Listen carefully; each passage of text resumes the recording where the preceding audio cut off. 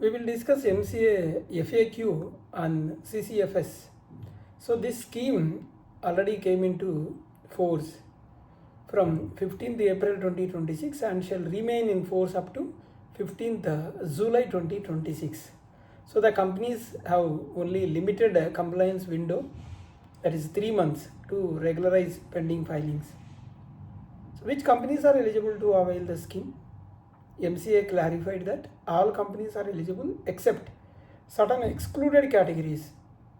So the companies against which final action for strike off has already been initiated, not eligible.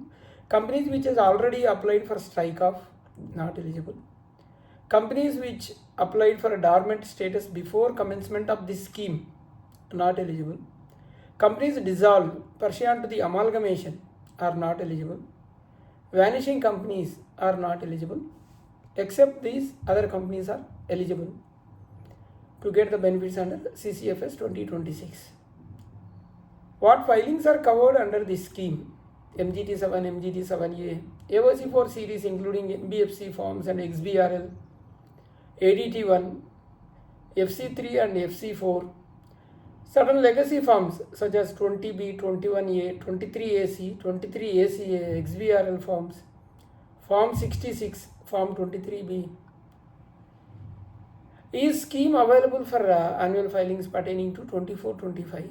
The answer is yes. It covers all pending annual filings. Even 23-24 pending filings can be covered under this CCFS 2026. What benefit is available for delayed filing of annual returns and financial statements? This is one of the biggest highlight of CCFS 2026. A company filing overdue relevant e-forms during the scheme period is required to pay only 10% of the additional fees. Example, if annual return delayed by 300 days, normal additional fee would be 30,000 because 300 rupees per day. But during CCFS 2026, the additional fee payable only 3,000 rupees. Effective gives around 90% relief in additional fees. Is there any concession on the normal filing fee under annual filings? No. The scheme does not give concession on the normal filing fee. So, normal filing fee remains payable in full. There is no exemption or concession. Relief is only for only on the additional fees. So what is the fee filing dormant status under CCFS? A company applying for dormant status in e-form MSC 1 is required to pay 1/2 of the normal filing fee applicable under the rules. 50% concession is given. So dormant application fee reduced by 50%. So what is the fee for strike off under scheme STK2? If company files during the period under this scheme is required to pay only 25% of the applicable filing fee.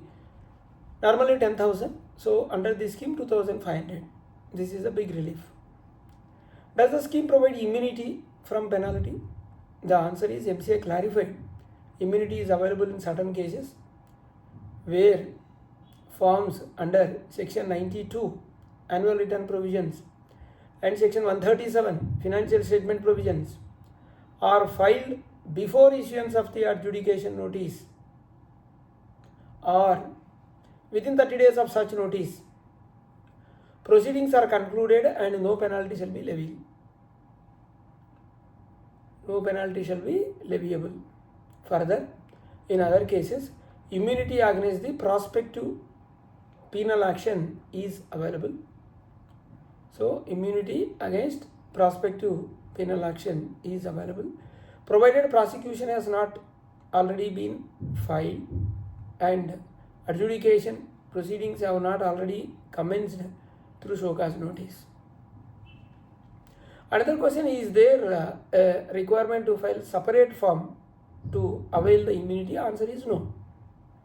Therefore, no separate immunity application is required to file. Is immunity available against default of section 96? Answer is no.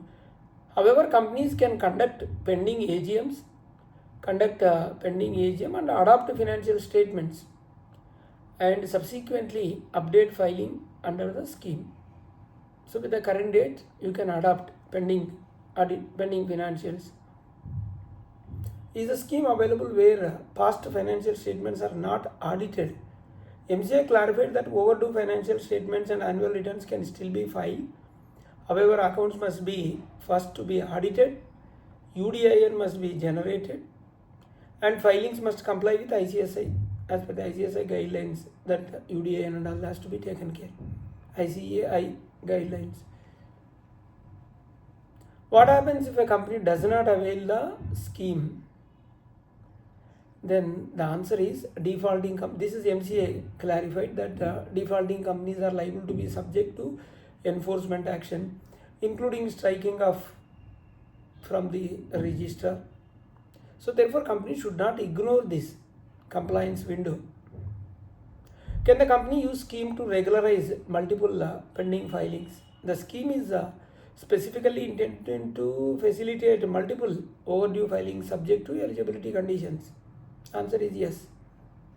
So what should companies do to take benefit of this scheme? So first identify all pending annual filings, then verify eligibility, prepare relevant forms, and complete filings within the scheme period. If a company intended to strike off its name, so is it mandatory to file all pending forms before applying striking off? MCA clarified an important practical point. Normally under Rule 4 of Companies, removal of name of companies from the Register of Companies Rules 2016, companies are required to file financial statements and annual returns up to the financial year in which the business operations ceased. So, however, where the registrar has initiated action, registrar ROC has initiated action under section 248 subsection 1, but STK 7 final notice has not yet been issued, the company must file all pending overdue financial statements and annual returns. So finally, this CCFS-2026 is one of the biggest compliance relief introduced by MCA in recent years, because the major benefit 90% waiver in additional fees and reduced dormant filing fee, huge concession for strike off, opportunity to avoid penal consequences, final chance to regularize non-compliant companies. Thank you.